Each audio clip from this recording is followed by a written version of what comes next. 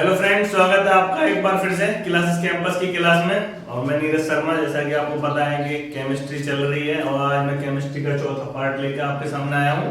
इस पार्ट में इतने कॉन्सेप्ट क्लियर होंगे कि आपको बिल्कुल भी केमिस्ट्री को लेकर कोई प्रॉब्लम की जरूरत ही नहीं होगी, कोई प्रॉब्लम होगी ही नहीं।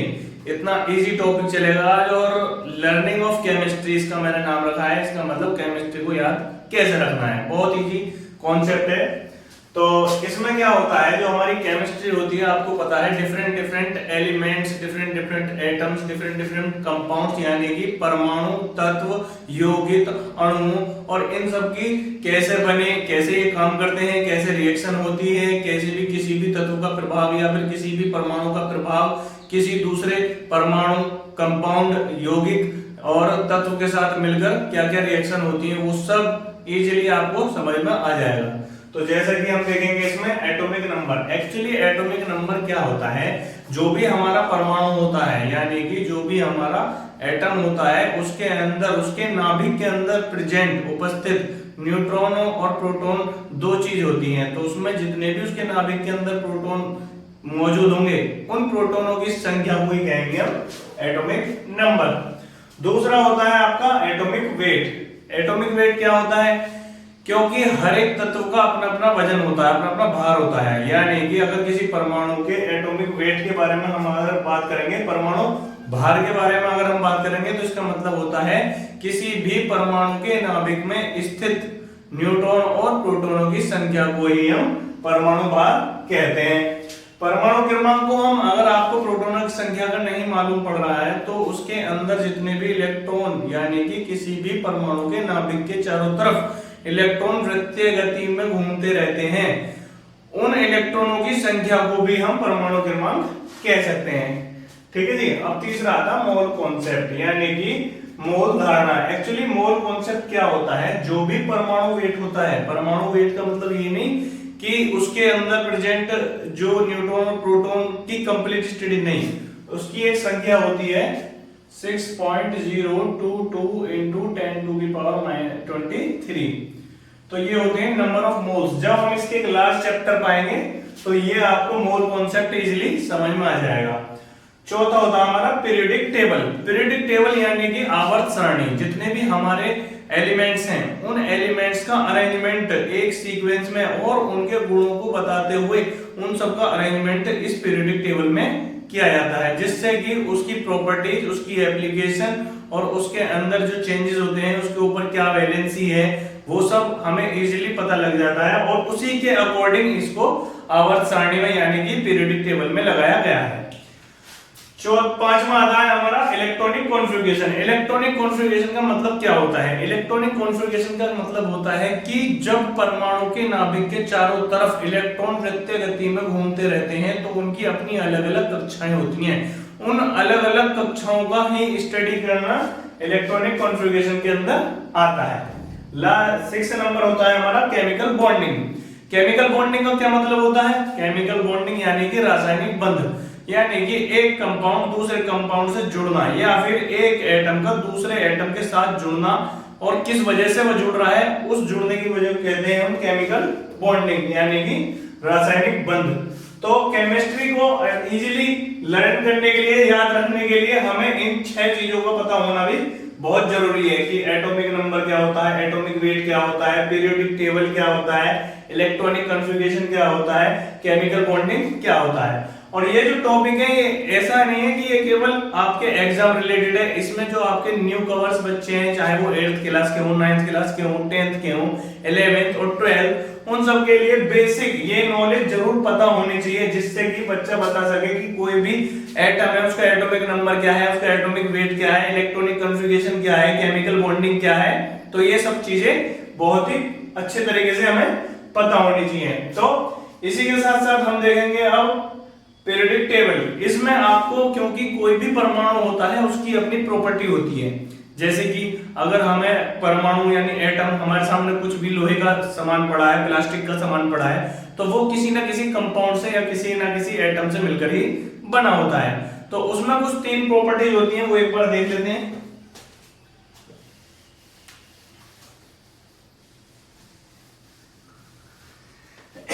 तो धातु, उपधातु और अधातु।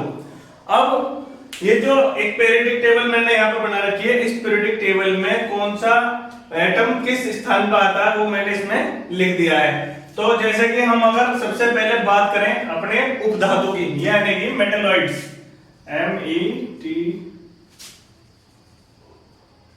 यानी कि उपधातु। उपधातु क्या होते हैं, इनका स्थान कहां होता है पीरियोडिक टेबल में, तो आप समझिए BSI, आर्सेनिक, TeAF और GeSB। पीरियोडिक टेबल मैंने जैसा कि आपको बता दिया है कि जो भी हमारे एटम्स होते हैं उन सबका सीक्वेंसली यानी कि उनकी प्रॉपर्टीज के अकॉर्डिंग अरेंजमेंट करना ही पीरियोडिक टेबल में होता है, और उसके अकॉर्डिंग ही ये डिवाइड होता है 3 पार्ट में, जिसे हम बोलते हैं अधातु, धातु और उपधातु, यानी कि मेटल, मेटलॉइड्स और नॉन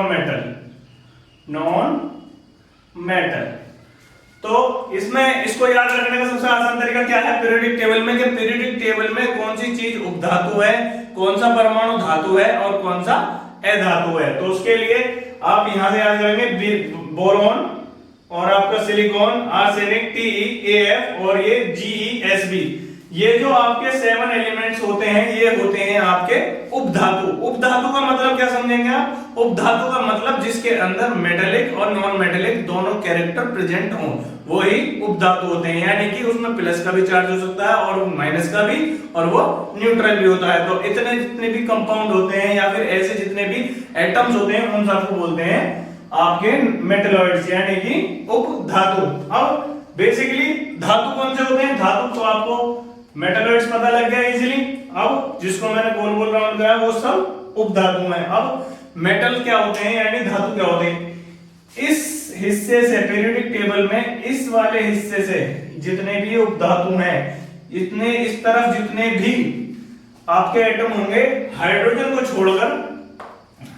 छोड़कर वो सब आपके मेटल होंगे, जैसे लिथियम है, सोडियम है, पोटेशियम है, बेरिलियम है, मैग्नीशियम है, कैल्शियम है, ठीक है, ये सब आपके धातु कैटेगरी में ही आते हैं और अपनी जो प्रॉपर्टी ये दिखाते हैं वो धातु होती है, यानी कि इसके अंदर चार्ज प्रेजेंट होता है। ये सब मेटेलिक होते हैं। अब नॉन मेटल्स क्या होते हैं, जितने भी इस उपधातु की चेन के इस तरफ कंपाउंड आते हैं वो सब नॉन मेटेलिक यानी कि अधातु होते हैं और इनके ऊपर अपना अपना चार्ज होता है। तो अब आप तय होंगे कि जितने भी नॉन मेटल हैं वो आपके आवर्त सारणी में इधर आते हैं, जितने भी मेटल हैं वो आपके आवर्त सारणी में उपधातु के इधर आते हैं। एक्चुअली मेटेलिक का मतलब क्या है, मेटेलिक का मतलब क्या होता है, यानी कि धातु। मेटेलिक का मतलब होता है किसी के ऊपर भी चार्ज होना, यानी कि वैलेंसी होना। अब वैलेंसी को कैसे याद रखेंगे आप, वैलेंसी का बहुत ही सीधा फंडा है। जैसे कि मैंने एक ग्रुप बना दिए 1 2 13 14 15 16 17 18, यानी कि 1 2 13 14 15 16 17 18। एक्चुअली इस ग्रुप में हर एक पीरियोडिक टेबल में अपनी अपनी कैटेगरीज वाइज डिवाइड होता है। जैसे कि मैंने पहले बता दिया कि जो मेटल है वो एक तरफ होगा, नॉन मेटल एक तरफ होगा, और जो मेटल्स हैं यानी कि उपधातु हैं वो इस तरफ होंगे। तो इसमें क्या होता है, ये ब्लॉक होते हैं, जैसे कि एफ ब्लॉक के सारे एलिमेंट्स इनके यहां आते हैं नीचे।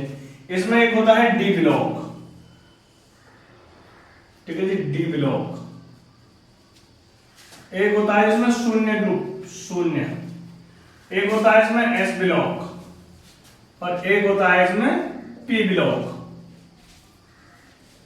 तो ये सारे अपने कैरेक्टर के अकॉर्डिंग ही इस पीरियोडिक टेबल में डिवाइड रहते हैं। अब धातु में क्या होता है, धातु में क्या होता है कि जितने भी एटम्स होते हैं उनके ऊपर चार्ज होता है, प्लस का चार्ज, पॉजिटिव चार्ज। अब उस चार्ज को हम पता कैसे लगाएंगे, यानी कि वैलेंसी यानी कि संयोजकता।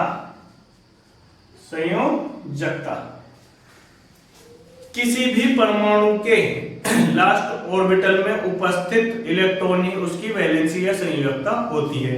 जैसे कि यहाँ पे शॉर्ट ट्रिक में हम याद रख सकते हैं, जैसे कि कोई हाइड्रोजन है तो नंबर 1 ग्रुप मारा तो उसकी वैलेंसी +1, बेरिलियम है 2 ग्रुप मारा उसकी वैलेंसी 2, 13 में जितने भी आ रही हैं उसकी वैलेंसी 3, 14 में जितने भी आ रहे हैं उसकी वैलेंसी 4, 15 में जितने आ रहे हैं उसकी 3, 16 में जितने आ रहे हैं उसकी 2, 1, 0। अब इससे होता क्या है, इससे होती है रिएक्शंस, रिएक्शन या फॉर्मूला डिजाइन, फॉर्मूला डिजाइन यानी कि रिएक्शन के नाम से सुन लो, या फिर किसी भी दो एटम्स के मिलने पर कोई भी फॉर्मूला कैसे बनता है, तो वो देखते हैं एक बार। जैसे कि मैं यहां लिख दूं नाइट्रोजन प्लस ऑक्सीजन, ठीक है। मैं यहां पे फिर से लिख दूं नाइट्रोजन प्लस Cl, ठीक है जी। मैं यहां पे फिर से लिख दूं नाइट्रोजन प्लस आपका F लिख देते हैं F, ठीक है जी। और मैं यहां पे एक बार लिख देता हूं नाइट्रोजन प्लस आपका Ne। तो अब देखिए फॉर्मूले कैसे बनते हैं, फॉर्मूले कैसे बनते हैं। फॉर्मूले बनते हैं जैसे कि हमें पता है नाइट्रोजन है, नाइट्रोजन में कितनी वैलेंसी आएगी आपकी, नाइट्रोजन यहाँ 3, तो आप लिखिए 3।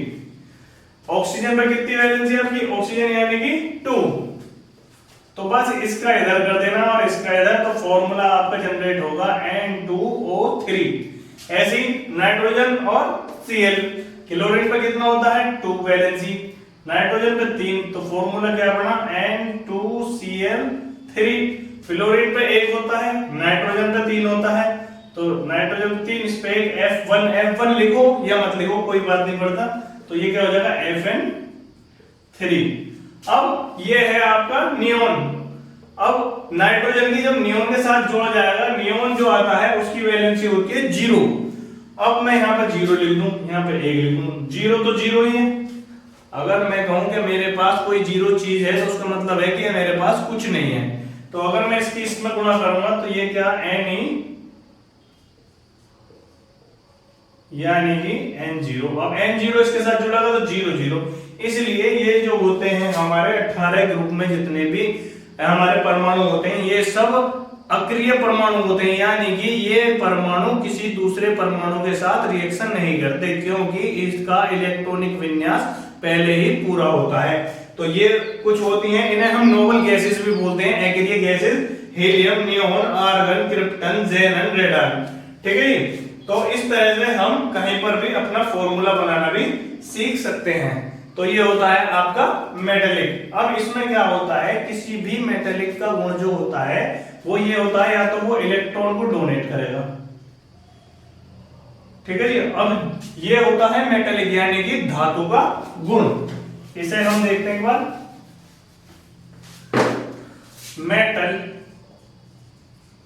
मेटल में क्या होता है, इलेक्ट्रॉन देने वाला, यानी कि पॉजिटिव इलेक्ट्रॉन जिसके पास रहते हैं, पॉजिटिव आयंस जिसके पास रहते हैं वो ही होता है मेटल्स। और जो इन पॉजिटिव आयंस को रिसीव करता है उसे कहते हैं हम इलेक्ट्रॉन गिराही, यानी कि जिसके ऊपर नेगेटिव चार्ज रहता है, जिसके ऊपर धनावेश होगा वो मेटल होगा और जिसके ऊपर ऋणावेश होगा वो नॉन मेटल होगा, यानी कि अधातु होगा। अब इसको ऐसे भी समझ सकते हैं हम कि जैसे सोडियम +1 चार्ज, क्लोरीन -1 चार्ज, यानी कि ये इलेक्ट्रॉन लेगा और ये इलेक्ट्रॉन देगा, तो जब मिलकर बनेंगे ये NaCl। जैसे कि इसका इलेक्ट्रॉन यहां पहुंचा, इसका यहां तो लेन देन हो गया NaCl। अब इस NaCl का जुड़ना कहलाता है कंपाउंड, और ये कंपाउंड मिलकर बना होता है बॉन्डिंग की मदद से, बॉन्डिंग यानी कि Na इस बॉन्ड से जुड़ के यहां बना दिया उसने NaCl, इसी को बोलते हैं हम केमिकल बॉन्डिंग। तो दोस्तों इस वीडियो में हमने देखा कि किसी भी केमिस्ट्री के एटॉमिक नंबर, एटॉमिक वेट या फिर उसके मॉलिक्यूलर वेट को कैसे हम जानकारी रख सकते हैं, कैसे उसे याद रख सकते हैं, कैसे हम कंपाउंड्स को याद रख सकते हैं, और मेटल क्या है, नॉन मेटल क्या है, और उपधातु यानी कि मेटलॉइड्स क्या हैं। आशा करता हूं आपकी समझ में आ गया होगा। अगर वीडियो अच्छा लगा है तो नीचे लाइक, सब्सक्राइब, शेयर करें। Thank you.